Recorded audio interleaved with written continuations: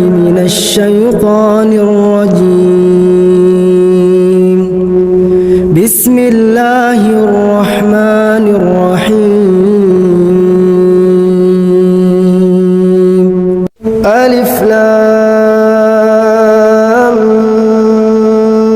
ميم. ذلك الكتاب لا ريب فيه هدى للمتقين الذين يؤمنون بالغيب ويقيمون الصلاة ومما رزقناهم ينفقون والذين يؤمنون بما أنزل إليك وما أنزل من قبلك وبالآخرة هم يوقنون أولئك على هدى من ربهم وأولئك هم المفلحون. Allah menyebutkan a'udzubillahi minasyaitonir rajim. Dzalikal kitabu la raiba fihi hudan lil muttaqin. Itulah kitab Al-Qur'an yang tidak ada keraguan sedikit pun di dalamnya sebagai petunjuk bagi orang yang bertakwa. Alladzina yu'minuna bil ghaibi wa yuqimuna as-salata wa mimma razaqnahum yunfiqun. Yaitu orang-orang yang beriman terhadap perkara yang gaib, menegakkan salat dan berinfak terhadap sebagian dari apa yang kami rizkikan kepada mereka. Walladzina yu'minuna bima unzila ilaika wa ma unzila min qablik wa bil akhirati hum yuqinun. Dan orang-orang yang beriman terhadap apa yang diturunkan kepadamu wahai Muhammad sallallahu alaihi wasallam dan apa yang telah diturunkan kepada orang sebelummu dari para nabi dan rasul, dan terhadap akhirat mereka semua meyakininya. Ulaika ala hudan min rabbihim wa ulaika humul muflihun. Itulah orang-orang yang telah mendapatkan petunjuk dari Rabb mereka, dan itulah orang-orang yang beruntung. Ayat-ayat ini penjelasan dari Allah Subhanahu wa ta'ala tentang penjelasan atau gambaran siapa orang yang bertakwa. Dan ayat-ayat ini menjelaskan juga kepada kita apa yang Allah inginkan dari hambanya.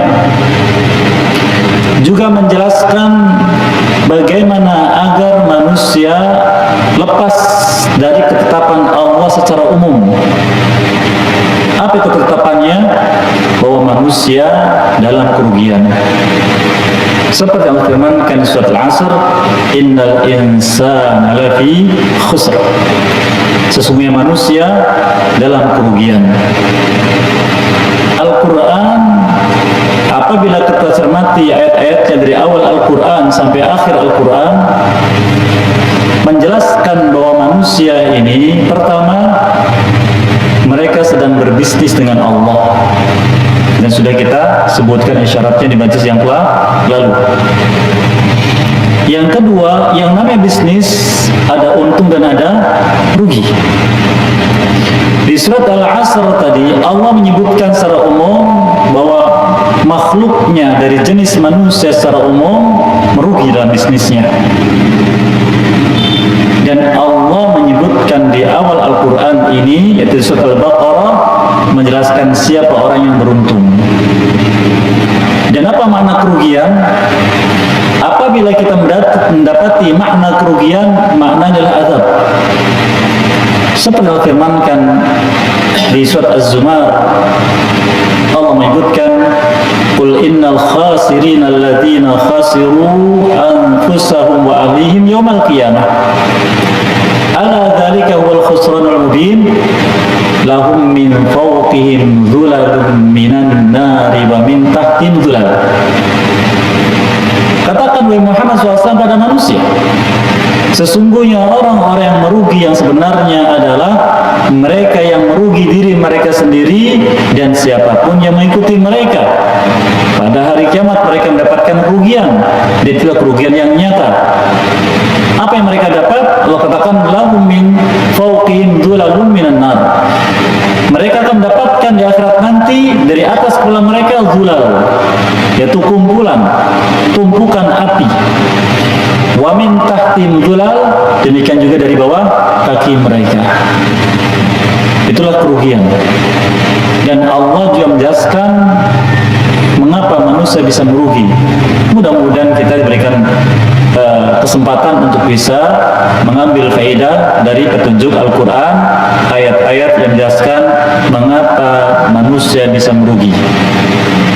Namun sebelum itu, Allah menjelaskan di awal Al-Quran ini jenis manusia yang beruntung. Allah firmankan di sini di ayat yang kelima, wa ulaika humul muflihun, dan mereka lah orang-orang yang beruntung yang tidak mendapatkan kerugian tadi. Dan itulah yang harus kita cari. Ayat-ayat ini ada tafsir dari ayat sebelumnya. Inilah disebut dengan tafsir ayat dengan ayat. Kadang satu maksud yang Allah sebutkan dalam satu ayat ditafsirkan di ayat yang sama.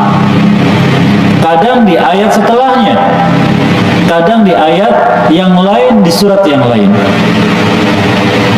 Allah jelaskan.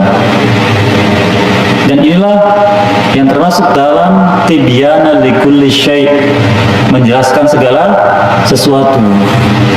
Oleh karenanya di antara nilai khusus yang Allah berikan pada orang beriman terhadap Al-Quran, lebih khusus lagi adalah ahli Quran, Allah memberikan ilham pada mereka. Allah memberikan hikmah pada mereka. Apa itu? Allah bukakan tabir seluruh masalah dalam kehidupan, hakikat kehidupan. Untuk apa sebenarnya dibuka. Dan insya Allah dengan berjalannya waktu dan bila Allah mengizinkan, kita ambil faedah itu satu ayat demi satu ayat, bagaimana Allah membuka pada kita tentang hakikat kehidupan dan apa yang Allah inginkan dari manusia dengan izin Allah Subhanahu wa ta'ala. Di majlis yang lalu sudah kita ambil faedah di ayat yang kedua, itu penjelasan Allah Azza wa Jalla tentang Al-Quran. Yang pertama, apa yang terkandung dalam Al-Quran. Allah firmankan, "Dzalikal kitabu la raiba fih." Saya kira tidak perlu lagi diulangi. Yang kedua, Allah jelaskan fungsi dari Al-Quran.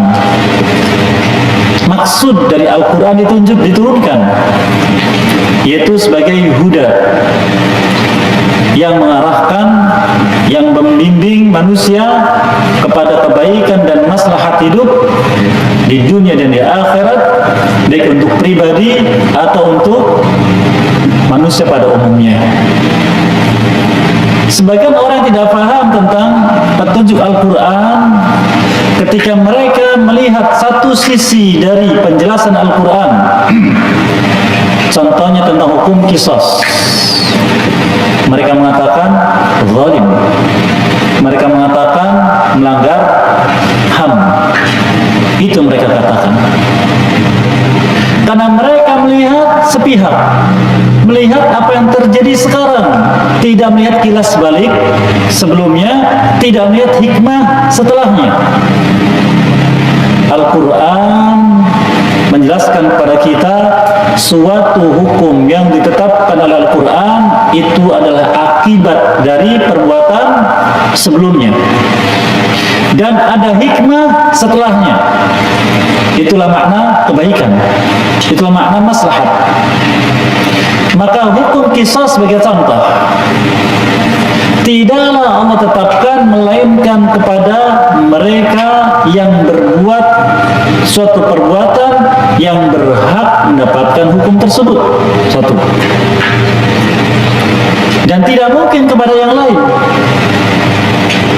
Yang kedua, dengan ditegakkan hukum tersebut ada maslahat bagi banyak orang.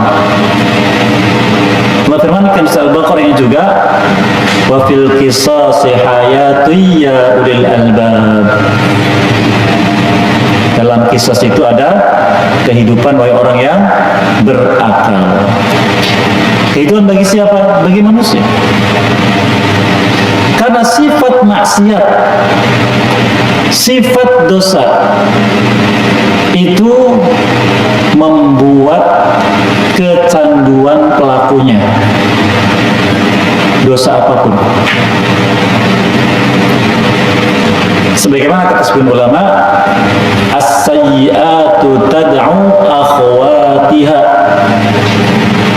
Perbuatan maksiat itu, perbuatan dosa itu memanggil teman-temannya. Tidak cukup sekali dilakukan, mesti akan lagi, dan lagi. Oleh karena sebagian mereka mengatakan, kullu fi'lin, setiap perbuatan, yatawaqqafu fi awwalihi, tergantung dari awalnya. Kalau awalnya seorang bisa melakukan, maka dia akan mudah kesananya. Sambil contoh, kita ini subhanallah, karena sayangnya Allah kepada kita, tengah malam kita bangun tanpa ada beker, betul tidak? Merasakan itu tidak? Khususnya bagi mereka yang usianya sudah 40 tahun ke atas, tengah malam itu mesti bangun, baik karena perut mulas, baik karena pengen buang air kecil, atau apapun sebabnya.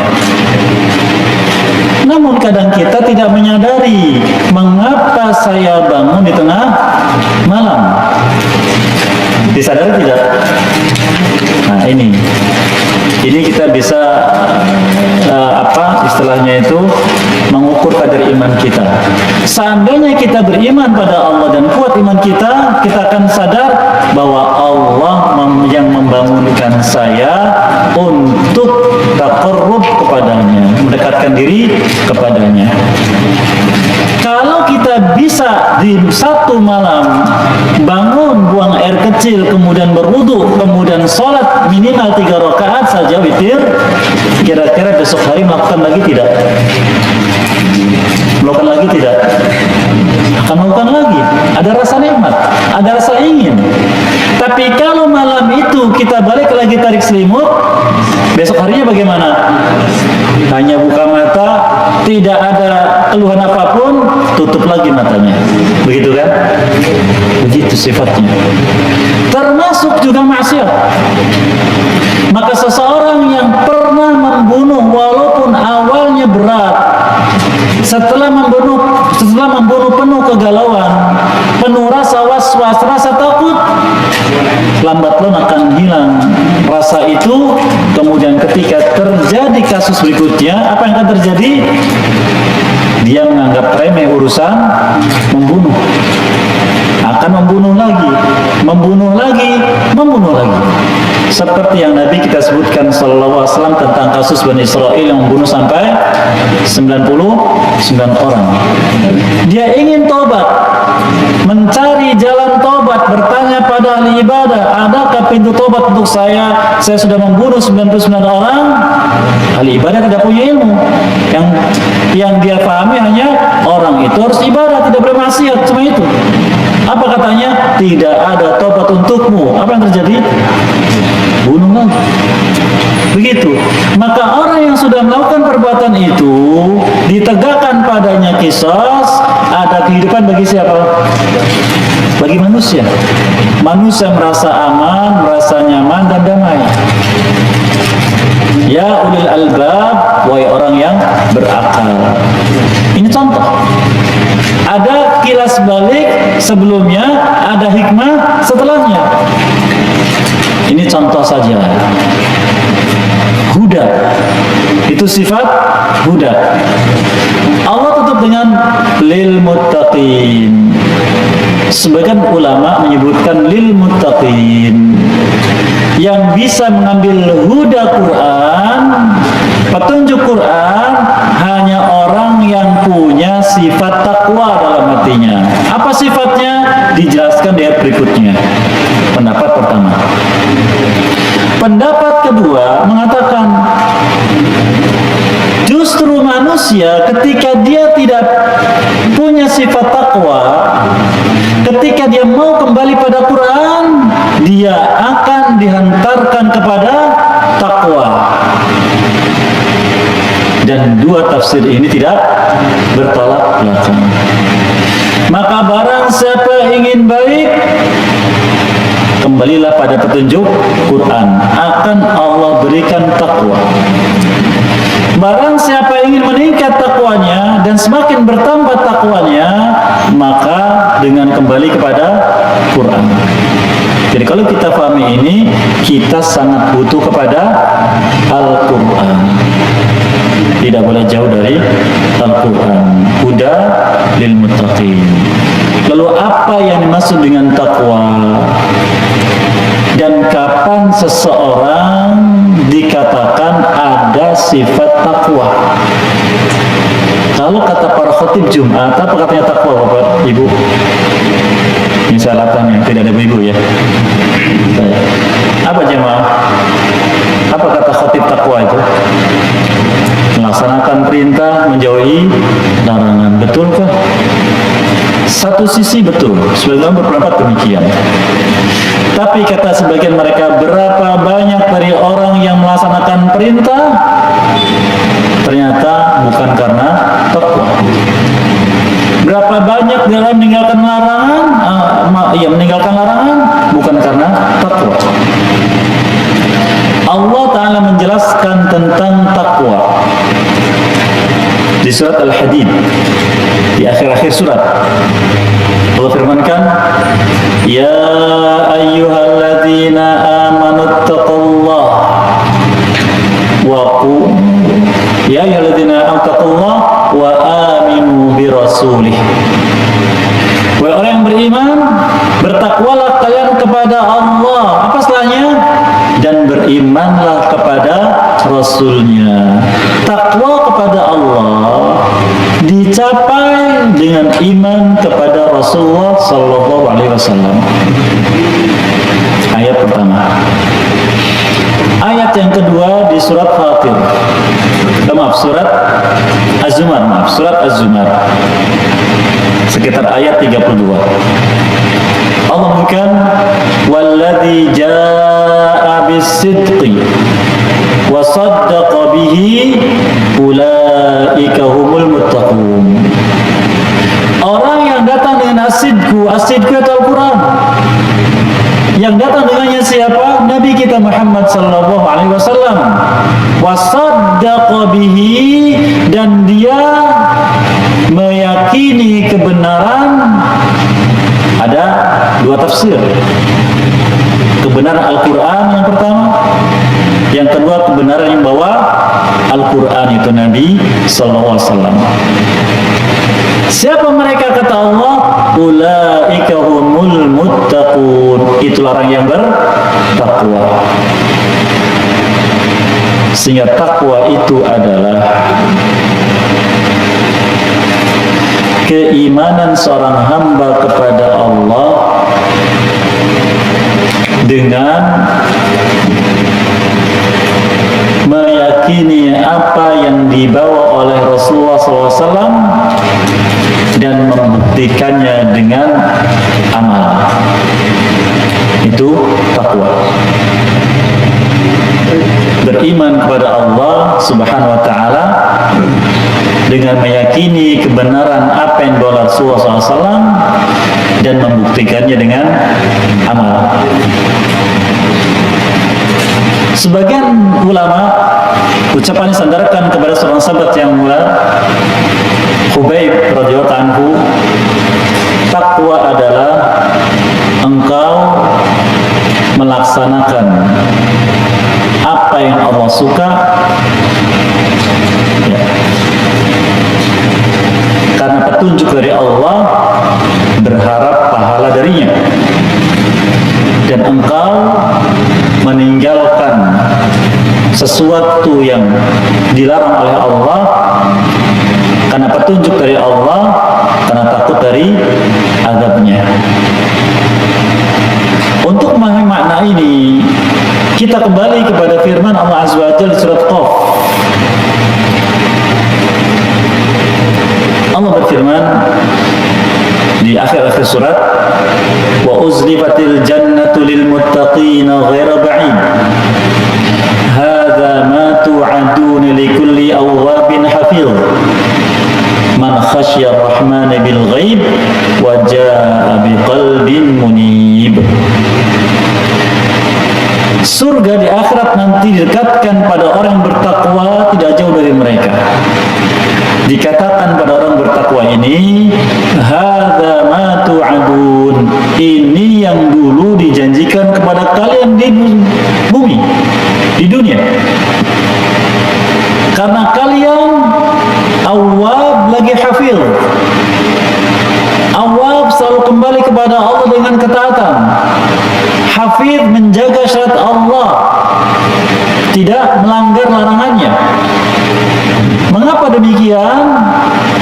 Man khasya rahmani bil ghaib, itu orang itu karena takut kepada Ar-Rahman, zat yang ghaib. Wa jaa biqalbin munib, dan datang hadap Allah hatinya munib. Tidak ada harapan apapun kecuali ingin berjumpa dengan Allah Subhanahu wa ta'ala. Itu takwa.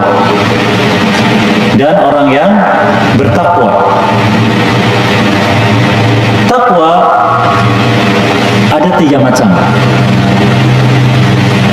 Dan ketiganya harus dimiliki sebagai bentuk kesempurnaan dari takwa. Yang pertama, takwal qalbi, takwa hati. Yang kedua, takwal lisan, takwa lisan. Yang ketiga, takwal jawarih, takwa anggota badan. Tentang takwa hati, Allah menyebutkan di surat An-Najm, fala tuzakku anfusakum wa a'lamu biman ittaqa. Jangan kalian merasa diri jiwa kalian sudah bersih, hati kalian sudah suci. Jangan pernah mengaku. Allah Maha tahu siapa dari kalian yang paling bertakwa. Kata Nabi SAW, at-taqwa hahuna, takwa ada di sini. Diulang 3 kali mengucapkan itu. Lalu bagaimana bentuk takwa hati? Hati yang bertakwa diisi dengan 3 sifat. Yang pertama, mahabbatullah, cinta kepada Allah. Dan cinta kepada Allah ini adalah inti dari ketakwaan, inti dari keimanan. Allah firmankan surat Al-Baqarah ini juga, walladzina ittakhadhu min dunihi awliya yuhibbunahum ka hubbillah walladzina amanu asyaddu hubban lillah. Orang-orang yang menjadikan selain daripada Allah sebagai wali, sebagai sembahan, sebagai yang diagungkan, yang dimuliakan, cinta mereka kepada hal-hal tersebut lebih dari cintanya kepada Allah. Dan orang beriman cintanya kepada Allah asyad, jauh dari cintanya mereka kepada yang diagungkan selain daripada Allah Subhanahu wa ta'ala. Sekarang bagaimana bentuk pengagungan kepada sesuatu yang itu merupakan cermin kecintaan pada sesuatu tersebut? Mari kita lihat Contoh, apabila kita mendapati ada Al-Quran tergeletak di teras, kira-kira mau dibiarkan atau diambil? Mengapa diambil? Firman Allah. Mengapa firman Allah? Memuliakan, mengagungkan. Karena firman Allah SWT itu cinta. Ya, sekarang contohnya, mengapa ketika kita mendapati ada manusia berani untuk mewujudkan sosok Nabi kita SAW yang tercinta dalam wujud gambar, bagaimana sikap kita? Bagaimana? Membela, marah, ya kan? Menuntut, itu karena cinta. Nah sekarang, kalau kita mendapati malam Jumat Kliwon, manusia kumpul di mana biasanya, Pak? Jumat Kliwon di mana? Iya. Lalu ada orang datang menyiramkan air salokan ke tempat itu, sehingga kain putih yang ada di batu nisannya tersemari. Marah tidak? Marah tidak? Mengapa marah? Cinta. Allah katakan walladzina amanu asyaddu hubban lillah. Orang beriman cintanya kepada Allah lebih dari mereka cintanya kepada itu semua. Nah, sekarang kita ukur kadar cinta kita kepada Allah SWT. Sudah sedalam apa? Sudah sebesar apa? Karena itu yang mengukur kadar iman kita dan takwa kita kepada Allah SWT. Kalau itu ada, itu sudah merupakan bagian dari inti sifat takwa yang Allah akan berikan. Yang kedua, adanya ar-roja fi fi'lil ma'murat wa tarkil manhiyat lima indallah. Berharap kepada Allah saat melaksanakan apa yang baik yang diperintahkan dan meninggalkan apa yang buruk yang dilarang. Dan tidaklah manusia melakukan perbuatan apapun dari kebaikan, meninggalkan apapun dari keburukan, mesti ada harapan dalam hati. Kalau harapannya balasan dari Allah yang sifatnya ukhrawi, itulah bentuk ketakwaan. Kalau harapannya duniawi, penyimpangan, maka disebut dengan apa? Namanya riya atau syirkun asghar. Dua perkara ini, cinta dan harapan, itu ada pada setiap orang muslimin yang dimaksud di sini. Ada pada setiap muslimin kepada Allah Subhanahu wa taala. Tidaklah seorang muslim melaksanakan perintah, tidak juga menjauhi larangan, itu sebagai bentuk cintanya kepada Allah, dan mesti dia berharap balasan dari siapa? Dari Allah. Saya tanya, antum datang ke masjid ini untuk sholat jamaah, untuk duduk di sini, ada harapan tidak? Ada. Apa harapannya? Jelas pahala dari Allah saja. Mengapa antum datang ke sini, sholat di masjid ini? Karena taat kepada perintah Allah dan Rasulnya. Itu cinta. Saya kata sebagian ulama, innal muhibba liman yuhibbu muti'u. Sesungguhnya orang yang mencinta sesuatu, dia pasti taat kepada sesuatu tersebut. Jadi ketika seorang mau melaksanakan ketaatan, itu sudah bentuk cinta. Dan ketika berharap, maka itu bagian dari keimanan. Namun yang sulit dihadirkan, dan ini merupakan puncak dari kebaikan, dan dengannya diukur kadar takwa seorang, yaitu khasyah atau khauf, rasa takut kepada Allah. Rasa takut kepada Allah, dan itu sulit dihadirkan, dan kadarnya sesuatu orang dengan yang lain sangat jauh perbedaannya. Dan rasa takut itu ada karena berilmu. Allah firmankan di surat Fatir, innama yakhsyallaha min ibadihi al-ulama. Tidak ada dari para hamba Allah yang punya sifat khasyah kepada Allah kecuali ulama. Sehingga kata para ulama, kullama zadal ilm zadal khasyah. Setiap kali bertambah ilmu harusnya bertambah takut kepada Allah. Bertambah takut kepada Allah. Jadi kalau kita ingin mengukur kadar takwa kita kepada Allah, lihatlah kadar takut kita kepada Allah. Sehingga tidak dikatakan takut kepada Allah ketika di depan manusia, tapi ketika seorang diri. Kalau kita ingin mengukur kadar takut kita kepada Allah, ukurlah seorang diri, berani tidak melanggar larangan Allah. Oleh karenanya jemaah sekalian rahimani wa iyyakum, Allah menyebutkan, tidaklah Allah menyebutkan sifat takwa hamba kepada Allah melainkan dikaitkan dengan bil ghaib. Sehingga tafsir bil ghaib dalam ayat yang mulai ini, ulama menyebutkan ada dua makna. Bil ghaib yang pertama, ay Allah Jalla wa'ala.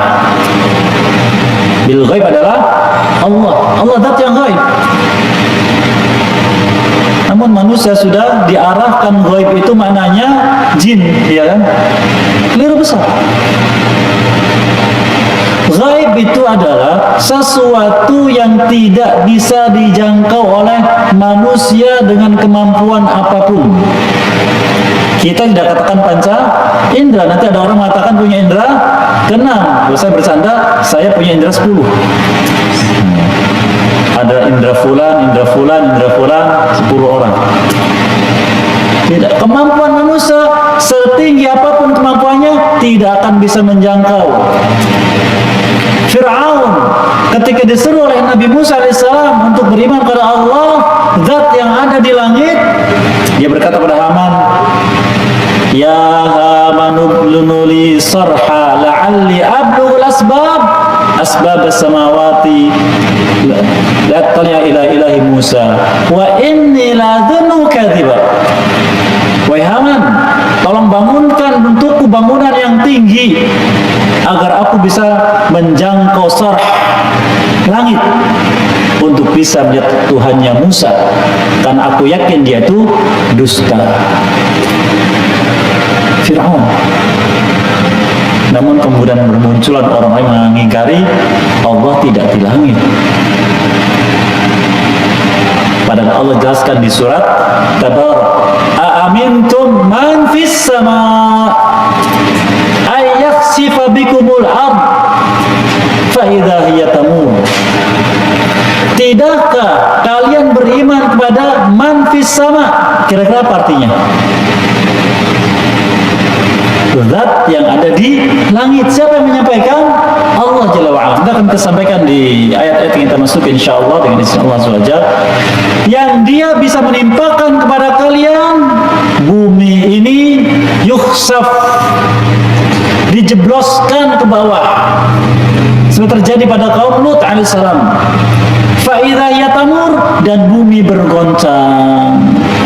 Masih ingat kejadian tahun kemarin? Ingat jemaah? Di mana? Di Palu. Itu ayat ini sudah bicara. Siapa yang melakukan? Man fis sama, zat yang ada di langit. Ketika ada hambanya yang tidak peduli dengan nilai takwa atau mengingkari. Ini gambaran saja. Maka Allah Jalla wa'ala ketika menyebutkan takwa dalam kebanyakan ayat diikat dengan ghaib. Kita lihat ayat ini. Hudal lil muttaqin, siapa yang bertakwa? Alladzina yu'minuna bil ghaib. Allah Jalla wa'ala. Tafsir yang pertama.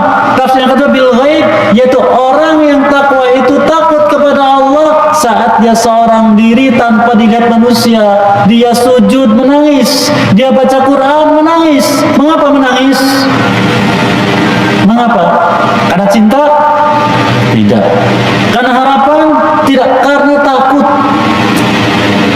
Silakan ukur takut kita kepada Allah, itulah kadar takwa. Ayat kedua di surat Qaf tadi yang kita bacakan, man khasyar rahman, orang yang takut kepada ar-rahman. Lalu apa setelahnya? Apa setelahnya? Man khasyar rahmana bil ghaib. Di surat Tabarak, innal ladzina yakhshawna rabbahum bil ghaib, kepada Allah Jalla wa'ala. Maka dengan mengetahui petunjuk ayat semacam ini dan semisalnya, mudah-mudahan kita bertambah bagaimana? Takut kepada Allah, karena itulah nilai takwa. Jadi ketakwaan hati harus dimunculkan, dan itu tidak boleh mengaku. Allah katakan fala tuzakku anfusakum, jangan kalian mengaku, karena sesuatu dalam hati tidak dilihat oleh manusia,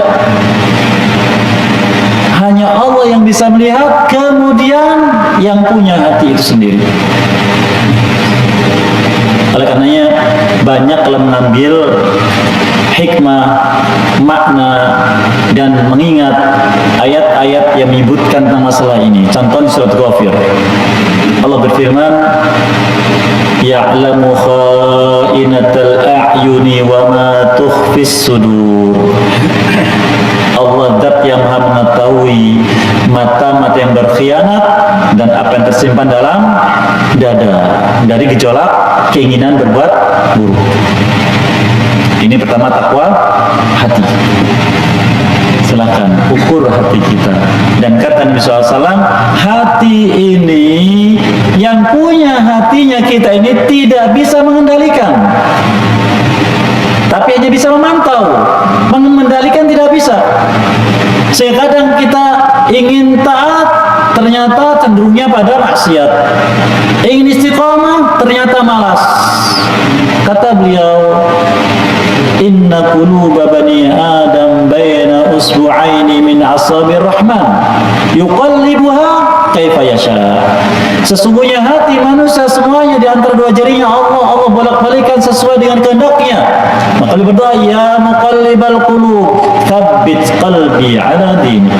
Wahai zat yang bolak-balikan hati, tetapkan hatiku di atas agamamu. Penting kita senantiasa baca doa ini. Itu kadang hati, takwa hati. Yang kedua, takwa lisan. Lisan apabila tertanam takwa, maka perbuatan hamba apapun bentuknya, Allah nilai menjadi saleh. Dosa apapun, sebesar apapun sebelumnya, Allah ampuni. Allah firmankan di surah Ahzab yang sering kita dengar setiap khutbah Jumat, ya ayyuhalladzina amanu taqullah, kemudian wa qulu qawlan sadida. Yang beriman bertakwa kepada Allah dan bicaralah dengan ucapan yang lurus, tidak mengandung maksiat, tidak mengandung dosa, tidak mengandung lalai. Biasanya orang Cirebon itu kalau canda pun ngomongnya apa? Ceplos gitu ya. Nah, tidak lagi mengandung unsur itu. Sadid, lurus, tidak ada penyimpangan. Walau canda, tidak ada. Maka bila sudah bisa begitu, yuslih lakum a'malakum, amal kalian setelah itu akan jadikan lurus, saleh. Wa yaghfir lakum dzunubakum, dan dosa kalian akan diampuni. Itu takwa lisan. Yang ketiga, takwa anggota badan. Nah, baru yang kata khotib tadi, mengerjakan perintah, menjauhi larangan. Itu gambaran tentang takwa. Lalu bagaimana agar kita bisa seperti itu? Nah, di sini baru Allah jelaskan sifat-sifat intinya. Sifat tambahannya di ayat yang lain insyaallah ta'ala. Ini barangkali sebagai gambaran secara umum tentang apa itu takwa dan bagaimana sifat yang diinginkan dari seseorang ingin dapatkan nilai takwa dari Allah Azza wa Jalla. Karena takwa karunia dari Allah. Kita hanya mengusahakan saja dan berharap dari Allah Azza wa Jalla. Maka sifat-sifat intinya harus kita miliki. Bisa kita ambil faedahnya di majlis berikutnya bila Allah mengizinkan. Karena sudah masuk waktu Isya, maka dipersilakan untuk adzan dulu, nanti kita buka setelah itu barangkali ada yang ingin disampaikan. Wallahu a'lam bishawab. Baik, barakallahu fikum, barangkali ada yang ingin disampaikan dari faedah tadi atau yang lainnya, dipersilakan. Ada pertanyaan di luar ini. Betul. Mengenai sholat. Seseorang datang dari luar kota sholat kurang lebih waktu 3 menit. Dia tetap menjalankan ibadah. Nah, saya mendengar ada waktu lalu adrokan rokan waktu Yusuf salam. Baik. Nabi kita menyebutkan sallallahu alaihi wasallam tentang orang yang terlambat sholat dari sholat wajib. Belum menyebutkan man adrakal rak'atan al-asri qabla an taghuba syamsu faqad adraka shalah. Wa man adraka rak'atan as-subhi qabla an tatlu'a syamsu faqad adraka shalah. Kama qala sallallahu. Barang siapa mendapatkan 1 rakaat dari salat asar sebelum matahari tenggelam, maka dia mendapatkan sholat. Dan barang siapa mendapatkan 1 rakaat dari sholat subuh walau sebelum terbit matahari, dia telah mendapatkan sholat. Tapi ini berlaku untuk siapapun, tetapi dibedakan pelakunya. Apabila pelakunya dia orang yang termasuk ashabul a'dzar, orang yang mendapatkan uzur, seperti orang sakit yang dia kondisinya tidak nyaman atau musafir misalnya, maka dia masuk kategori yang mu'tadzir, yaitu mendapatkan uzur. Tapi berbeda dengan orang yang lalai, maka dia masuk dalam celaan. Allah firmankan di surat Al-Ma'un, fawailul lil musallin alladzina hum an salatihim sahun. Celaka, wail, ini termasuk bentuk dosa besar bagi orang yang sholat. Orang sholat dicela oleh Allah SWT. Mengapa?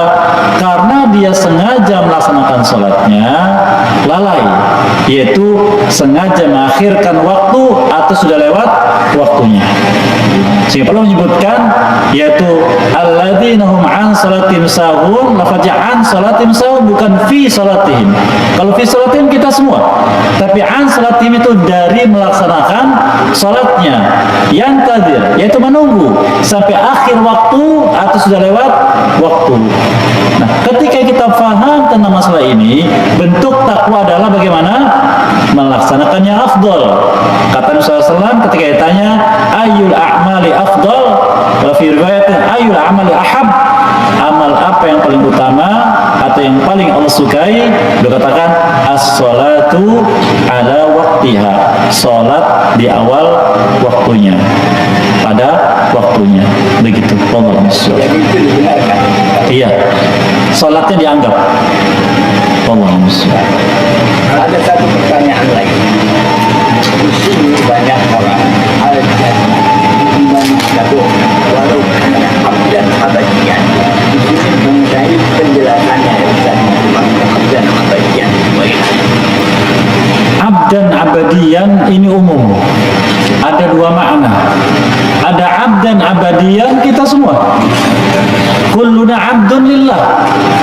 Kita ini semua hamba Allah, dan tidak akan ada yang keluar dari derajat hamba.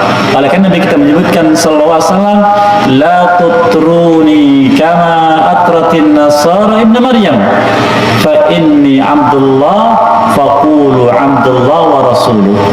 Jangan kalian menyanjungku melampaui batas seperti orang Nasrani menyanjung Nabi Isa bin Maryam alaihissalam, sampai mengatakan anak Tuhan. Aku ini hanya hamba Allah, maka katakan hamba dan rasulnya. Ada makna yang kedua, abdan abadian ay mamluk, yaitu hamba sahaya yang sekarang sudah tidak kita jumpai. Itu ada pada zaman dulu, sehingga masih dibahas para ulama tentang hukmul abd, hamba sahaya. Hamba sahaya itu adalah manusia yang derajatnya seperti barang, dimiliki orang lain, bisa diperjualbelikan, dan dia tidak punya hak menuntut apapun. Kalau dikasih makan sehari sekali tidak boleh menuntut lebih, dikasih nasinya saja tidak boleh menuntut lebih, tidak ada. Dan majikannya berbuat apapun, dia tidak ada tuntutan kezaliman, tindakan kriminal tidak ada, karena dia mamluk, dimiliki. Kalau suka dijual, tidak suka dia kurung. Begitu sikap pada mamluk. Maka dalam Islam Allah tidak membedakan apakah hamba itu hur, orang bebas, atau mamluk, dimiliki manusia. Kewajiban dia sama sebagai hamba Allah, maka haknya juga sama. Oleh karena Nabi kita SAW bertanya pada Mu'adz bin Jabal, "Ya Mu'adz, at-tadri ma haqqallah 'alal 'ibad wa ma haqqul 'ibadi 'ala Allah?" Wahai Mu'adz, tahukah engkau apa hak hamba dari hambanya semuanya dan hak hamba dari Allah? Disamakan, tidak berbeda. Maka kalau orang yang bebas merdeka dia wajib sholat, mereka juga wajib sholat. Wajib zakat, kalau dia punya harta juga wajib zakat. Begitu, tidak dibedakan. Wallahu a'lam. Bagaimana dengan kebanyakan orang saat kalau melakukan suatu ibadah, contohnya sholat duha, dengan niat utamanya untuk keduniaan supaya rezekinya lancar, bahkan banyak kan begitu. Baik, barakallahu fikum. Ibadah apapun Allah tidak membedakan apakah itu ibadah yang wajib ataukah yang sunnah, maka kriteria yang sama. Allah isyaratkan di akhir surat Al-Kahfi, "Faman kana yarju liqa'a rabbih falyamal 'amalan shalihan wa la yusyrik bi'ibadati rabbi ahada." Barang siapa ingin di akhirat nanti berjumpa dengan Rabb-Nya Allah Jalla wa Ala, semoga kita semua diberikan kesempatan, maka adalah amalnya amal yang saleh dan tidak berbuat syirik kepada Allah dalam ibadah padanya sedikit pun. Amal saleh, amal yang ada perintahnya dari Nabi SAW. Tidak berbuat syirik. Apa itu syirik? Yaitu punya keinginan lain selain dari keinginan akhirat. Oleh karena kalau kita ingin mengetahui niat kita ini apakah ikhlas ataukah syirik, itu syirkun asghar ya turiyat, maka sebagaimana menjelaskan, tinggal dilihat apakah keinginan kita adalah sesuatu yang nilainya ukhrawi atau duniawi. Kalau keinginannya ukhrawi, bentuknya ingin melihat wajah Allah, ingin dapatkan pahala, ingin dapatkan ampunan dosa, ingin dapatkan ridha Allah, ingin masuk ke dalam surga, ingin ditingkatkan derajatnya di akhirat, itu ukhrawi sifatnya, maka itu kategorinya ikhlas. Adapun bila selain itu ingin dagangan lancar, ingin rezeki lancar, ingin terhindar dari keburukan, ingin dunia semuanya, maka itu yang tercela. Apapun bentuknya, itu duniawi. Allah Jalla wa'ala menyebutkan dalam beberapa ayat, di antara yang saya bacakan di sini di surat Hud ayat yang ke-15 dan 16. Man kana yuridul hayatad dunya wa zinatan wa fi ilayhim a'maluhum fiha wa hum fiha la yubkhasun ulaika alladzina laysa lahum fil akhirati illa an-nar wa habita ma sana'u fiha wa batilun ma kanu ya'malun. Barang siapa dengan amal solehnya ingin mendapatkan kehidupan dunia dan perhiasannya, kami berikan itu kepada mereka sebagai balasan dari amal-amal mereka di dunia ini, dan mereka nanti di akhirat, dan mereka tidak dirugikan dengan balasan itu. Itulah mereka orang-orang di akhirat nanti tidak mendapatkan balasan sedikit pun kecuali api neraka. Adapun amal yang sudah mereka kerjakan, mereka perbuat, maka batal nilainya dan amalnya gugur. Jelas sekali ya, jelas sekali. Jadi kita ketika muncul saya biar rezeki lancar, astagfirullah, ini menghilangkan nilai pahala di sisi Allah, segera tinggalkan. Dan itu kita senantiasa berlomba untuk meluruskan niat. Allahu a'lam. Cukup. Fadhal. Cara mengekspresikan rasa marah jika ada yang menghina dan memperlihatkan sesuai rasanya. Baik, barakallahu. Nabi SAW ketika pernah mendapatkan berita bahwa banyak para sahabatnya hamatul Quran, yaitu para penghafal Quran, terbunuh dalam suatu pertempuran, beliau sangat marah. Lalu beliau berdoa kepada Allah dalam doa kunut nazilah. Kunut nazilah, doa kunut setiap waktu sholat, dengan melaknat para pemimpin Quraisy. Allah memberikan firman-Nya, laisa laka minal amri syai'un, engkau tidak punya urusan apapun. Ditegur oleh Allah Subhanahu wa ta'ala. Oleh karena kata ulama, apa yang terbaik dilakukan oleh orang beriman ketika mendapati ada manusia membenci Allah dan Rasulnya, mendustakan Allah dan Rasulnya, mengingkari syariat Allah SWT. Pertama, mendoakan agar orang-orang itu mendapatkan hidayah. Allah mahdi fulan wa fulan wa fulan, itu terbaik. Dan dengan mereka mendapatkan hidayah, kebaikan. Mungkin untuk diri mereka, itu pasti, dan untuk orang-orang pengikut mereka. Yang pertama. Yang kedua, bila terkait dengan fitnah pada kaum muslimin dan kehidupan kaum muslimin, maka tidak mengapa dengan melakukan sesuatu yang kita mampu sesuai dengan batasnya. Ya. Apa itu? Seperti contohnya sekarang, terkait dengan pemimpin suatu negeri, terkait dengan suatu negeri masyarakatnya, maka misalkan dengan anjuran dari para ulama untuk tidak menggunakan produk mereka, kita lakukan. Apa yang membuat mereka lemah?